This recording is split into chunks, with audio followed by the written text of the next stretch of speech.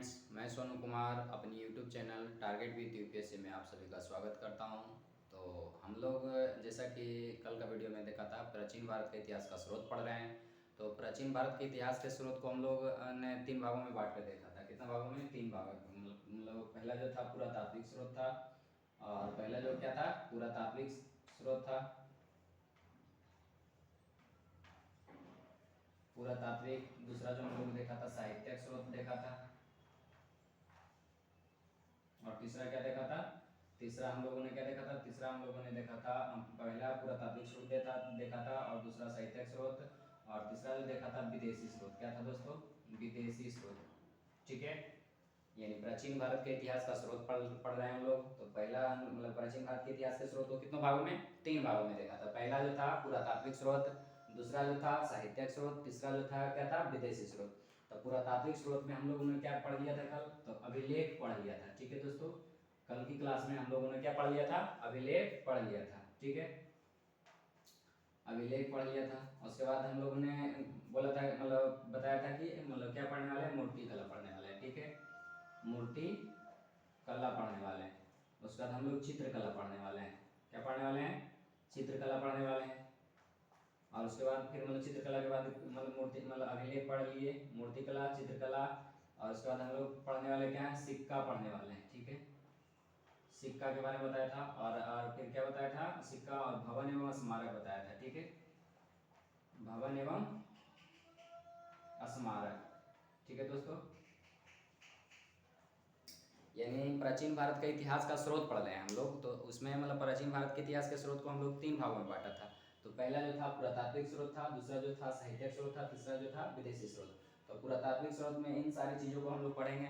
तो पहला हम लोग ने पढ़ लिया था, अभिलेख पढ़ लिया था। दूसरा हम लोग पढ़ने वाले मूर्तिकला, चित्रकला, सिक्का और भवन एवं स्मारक। ठीक है, और साहित्यिक स्रोत में हम लोग ने देखा था 23 को, मतलब साहित्यिक स्रोत भी देखा था, और उसके बाद विदेशी स्रोत को भी देखा था। विदेशी स्रोत में चीनी ग्रंथ था, अरबी ग्रंथ था, और मतलब चीनी ग्रंथ था, अरबी ग्रंथ था, यूनानी ग्रंथ था। इन सारी चीज़ों को जिसमें साहित्य में देखे थे हम लोग, मतलब एक क्या होता है? धर्म, मतलब एक होता है धार्मिक, एक होता है धार्मिकता, जिसे हम लौकिक कहते हैं। ठीक है, तो धार्मिक ग्रंथ में भी हम लोग मतलब तीन चीज़ के बारे में देखे थे कि ब्राह्मण धर्म ग्रंथ मतलब ब्राह्मण धर्म ग्रंथ के बारे में पढ़ेंगे, और किसके बारे में?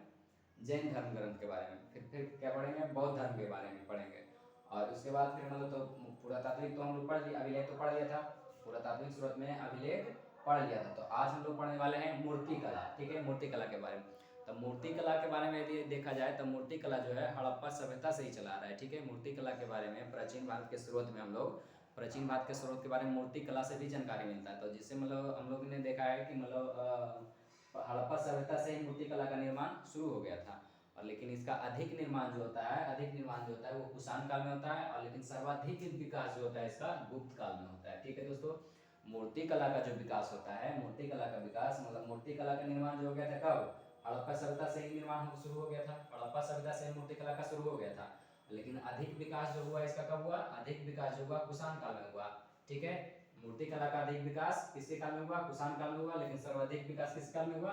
गुप्त काल में हुआ। ठीक है दोस्तों, तो मूर्ति कला को यदि स्वरूप को देखा जाए तो मूर्ति कला के स्वरूप को दो दो पार्ट में देखते हैं। तो ठीक है, पहला जो हम लोग देखते हैं वो होता है गंधार कला। पहला क्या है? गंधार कला। दूसरा जो है क्या दोस्तों?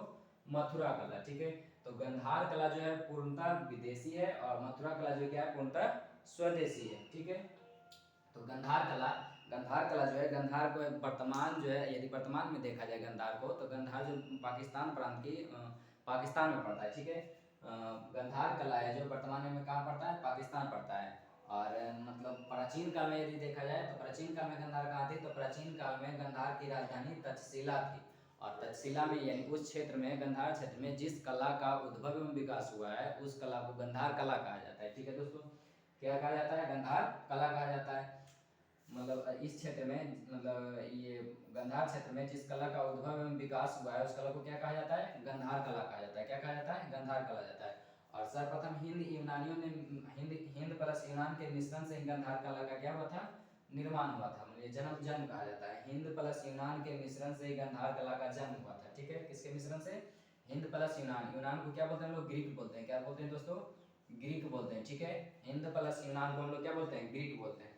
यदि मतलब देखा जाए तो ये किस धर्म से संबंधित था, तो सर्वप्रथम जो मतलब मिला था भगवान बुद्ध की मूर्ति सर्वप्रथम गंधार कला से ही मिला है, ठीक है। जो जिसके अंतर्गत क्या मतलब जिसके अंदर बना मतलब सर्वप्रथम जो भगवान बुद्ध की मूर्ति सर्वप्रथम गंधार कला के अंतर्गत बनाया गया था। जो यूनानी देवता किससे, अपोलो के समान था, ठीक है दोस्तों। तो अभिलेख हम लोगों ने पढ़ लिया था, मूर्ति कला के बारे में देख लिए। अब हम लोग देखते हैं क्या किसी बारे में, चित्रकला के बारे में, ठीक है दोस्तों। थोड़ा सा इसको मिटा लेते हैं।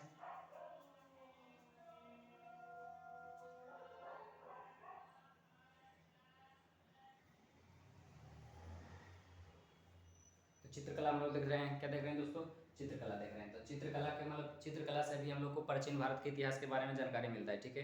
तो प्राचीन भारत के इतिहास के मतलब बारे में जानकारी मिलता है चित्रकला। तो चित्रकला में देखते हैं हम लोग को चित्रकला का जो स्वरूप है वो अजंता की चित्रकला है, एलोरा का चित्रकला है, एलिफेंटा का चित्रकला है और बाघ का चित्रकला है, ठीक है दोस्तों। मतलब कौन कौन हो गया, अजंता की चित्रकला, एलोरा की चित्रकला और एलिफेंटा की चित्रकला और बाघ की चित्रकला, ठीक है दोस्तों। तो इससे संबंधित हम देख लेते हैं कहाँ से मतलब चित्रकला के बारे में देखेंगे, उसका मतलब संबंधित मतलब स्थान देखेंगे, काल देखेंगे और उससे संबंधित धर्म देखेंगे कि कौन सा मतलब चित्रकला कहाँ स्थित है और किस धर्म से और किस काल का है, ठीक है। तो सबसे पहले हम लोग देखते हैं मतलब अजंता की चित्रकला। तो अजंता की चित्रकला जो है दोस्तों उसमें मतलब कुल कितने 29 गुफा मिले हैं, ठीक है। कितने 29 गुफा मिले हैं, जिसमें से कितना 6 मात्र प्रमुख है, 6 मतलब सुरक्षित है, 6 प्रमुख मतलब हैं। उसमें से 6 कौन कौन है, एक मतलब गुफा संख्या 1, 2, 9, 10 और 16 और 17। गुफा संख्या 1, 2, 9, 10 और 16 और 17 जो मात्र क्या है, सुरक्षित है। टोटल मतलब जनता की चित्रकला में देखा जाए तो गुफा संख्या कितना मिला है, 29 मिला है, ठीक है। तो जिसमें महत्वपूर्ण अगर जो 6 में से भी महत्वपूर्ण देखा जाए तो 6 में से जो 16 जो गुफा संख्या 16 है उसमें मरणासन की राजकुमारी जो है उसके चित्र जो है मरणासन की राजकुमारी का चित्र है जो दया का भाव को दर्शाता है, ठीक है दोस्तों। क्या दर्शाता है, दया का भाव दर्शाता है। अब गुफा संख्या 17 को यदि देखा जाए तो गुफा संख्या 17 जो है उसमें माता और शिशु का चित्र मतलब चित्र को दर्शाया गया है, जो मतलब जिसे चित्रणशाला कहा जाता है। क्या कहा जाता है, चित्रणशाला। मतलब गुफा संख्या 17 जो है उसमें माता और शिशु का चित्र दर्शाया गया है, जिसमें जिसे क्या कहा जाता है, चित्रणशाला कहा जाता है, ठीक है दोस्तों। तो अजंता की चित्रकला कहाँ है, तो इसका स्थान जो है महाराष्ट्र के औरंगाबाद जिले में है, ठीक है। महाराष्ट्र के औरंगाबाद जिले है। अजंता की चित्रकला का स्थान कहाँ है, महाराष्ट्र के औरंगाबाद जिले में है। इस काल मतलब किस काल का है, तो ये गुप्तकालीन है, ठीक है। क्या है गुप्तकालीन है।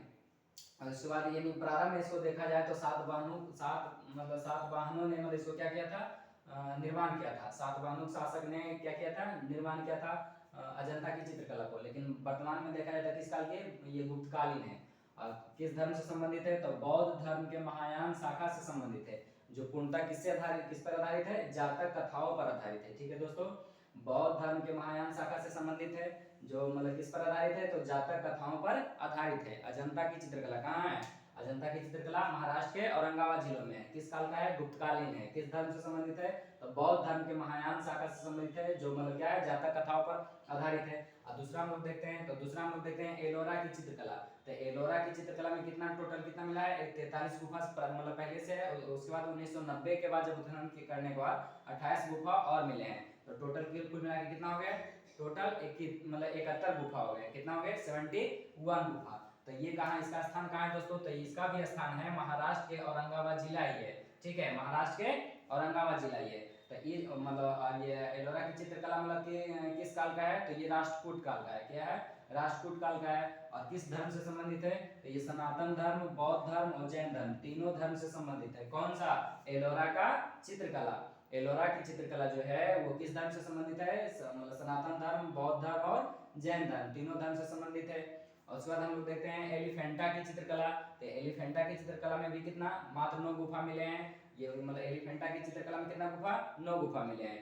तो ये कहाँ है, तो ये है मुंबई से 9 किलोमीटर की दूरी पर, जिसका प्राचीन नाम धारा नगरी है, ठीक है दोस्तों। क्या है, प्राचीन नाम धारा नगरी है। ये भी किस काल का है, तो ये राष्ट्रकूट काल का है। ये किस धर्म से संबंधित है, तो ये शैव धर्म से संबंधित है। किस धर्म से, शैव धर्म से। यदि विश्व प्रसिद्ध मतलब भगवान देखा जाए तो शिव की त्रिमूर्ति इसी मतलब इसी गुफा से मिला है। किससे, एलिफेंटा की चित्रकला से मिला है, ठीक है दोस्तों। उसके बाद चौथा हम लोग देखते हैं बाघ की चित्रकला। तो तो बाघ की चित्रकला में भी कितना 9 गुफा है। ये कहाँ है? तो मध्य प्रदेश में है। कहाँ है दोस्तों? मध्य प्रदेश में। तो ये यह भी किस काल का है? तो यह भी गुप्त काल का है। किस काल का? गुप्त काल का। ये किस धर्म से संबंधित है? तो बौद्ध धर्म के, ये भी महायान शाखा से। तो बौद्ध धर्म के महायान शाखा से कितना मतलब कौन कौन सी कला मिल गया? बाघ की चित्रकला मिला, और कौन? अजंता की चित्रकला। अजंता की चित्रकला भी बौद्ध धर्म के महायान शाखा से संबंधित है, और बाघ की चित्रकला भी किससे? बौद्ध धर्म के महायान शाखा से संबंधित है। ठीक है दोस्तों, तो ये चित्रकला हो गया। तो प्राचीन भारत के इतिहास का स्रोत पढ़ रहे हैं हम लोग, तो उसमें हम लोग क्या देख लिए? अभिलेख देख लिए। अभिलेख क्या किए? पढ़ लिए। और उसके बाद हम लोग क्या किए? मूर्तिकला पढ़ लिए। मूर्तिकला पढ़ लिए और चित्रकला पढ़ लिए। ठीक है, अब हम लोग क्या देख लेते हैं? सिक्का के बारे में देख लेते हैं। ठीक है दोस्तों, सिक्का के बारे में पढ़ लेते हैं। ठीक है, तो यानी प्राचीन भारत के अभिलेख में मतलब पुरातात्विक प्राचीन भारत के इतिहास के मतलब 3 भागों में बांटा है। पुरातात्विक स्रोत, साहित्यिक स्रोत और विदेशी स्रोत। तो पुरातात्विक स्रोत में हम लोग अभिलेख पढ़ लिया, जिससे अभिलेख पढ़ने वाले का, अभिलेख के अध्ययन करने वाले को अभिलेखा शास्त्र कहा जाता है। क्या कहा जाता है? अभिलेखा शास्त्र कहा जाता है। ठीक है दोस्तों, उस प्रकार से फिर मूर्तिकला देख लिए। मूर्तिकला के बाद हम लोग चित्रकला देख लिए। उसके बाद हम लोग क्या देख रहे हैं? सिक्का को देख लेते हैं। ठीक है दोस्तों, मिटा देते हैं थोड़ा सा इसको।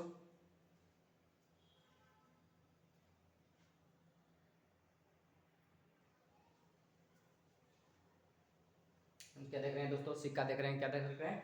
सिक्का। तो सिक्का से क्या पता चलता है? मतलब सिक्का से भी हम लोग प्राचीन भारत के इतिहास के स्रोत के बारे में जानकारी मिलता है। ठीक है, सिक्का से जैसे प्राचीन भारत के सामाजिक, राजनीतिक, धार्मिक और आर्थिक जीवन के बारे में जानकारी प्राप्त होता है। ठीक है दोस्तों, जानकारी प्राप्त होता है। प्राचीन भारत के इतिहास के स्रोत में सिक्का से भी हम लोग के बारे में, हम लोग को मतलब जानकारी प्राप्त होता है।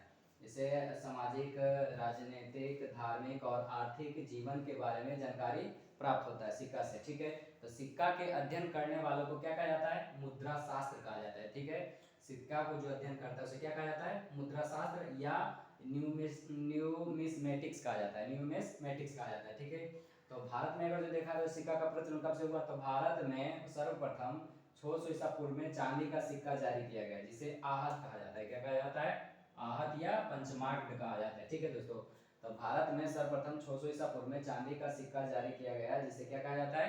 आहत या पंचमार्क कहा जाता है। साहित्य में अगर जो इसको देखा जाए तो करसापन कहा जाता है। ठीक है, क्या कहा जाता है? साहित्य में इसको करसापन कहा जाता है।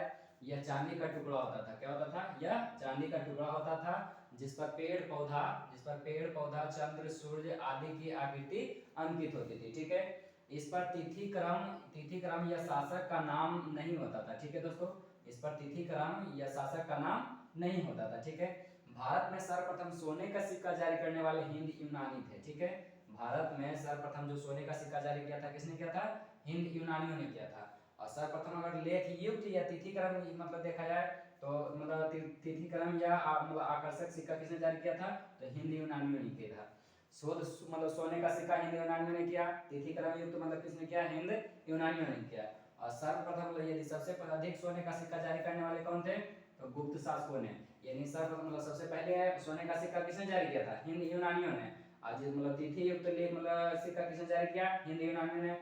और सबसे अधिक सोने का सिक्का किसने जारी किया? मतलब सबसे अधिक मतलब सोने का सिक्का जारी किसने किया? गुप्त शासकों ने किया। और उसके बाद सबसे अधिक शुद्ध सोने का सिक्का देखा जाए, शुद्ध सोने का सिक्का सबसे अधिक देखा जाता है किसने किया? मतलब कुषाणों ने जारी किया था। किसने किया था? कुषाणों ने जारी किया था। और सीसा प्रोटीन का सिक्का जो किया किसने जारी किया? सातवाहनों ने जारी किया था। क्या किसने किया? सातवाहनों ने जारी किया था। ठीक है दोस्तों, और एक मतलब और चमड़ा के सिक्का जारी करने वाले थे, बताएंगे वो लोग कमेंट में। तो आज तक हम लोग यहीं तक मतलब रहने देते हैं। कल से हम लोग पढ़ेंगे भवन एवं स्मारक के बारे में। ठीक है, और भवन एवं स्मारक समाप्त करने के बाद हम लोग फिर आ जाएंगे किस पर? साहित्यिक स्रोत के बारे में। ठीक है, साहित्यिक स्रोत में क्या पढ़ने वाले हैं? ब्राह्मण धर्म ग्रंथ पढ़ने वाले हैं, जैन धर्म ग्रंथ पढ़ने वाले हैं, बौद्ध धर्म ग्रंथ पढ़ने वाले हैं। ठीक है दोस्तों, तो इन सब के बारे में किसने नेक्स्ट क्लास में हम चर्चा करेंगे। ठीक है।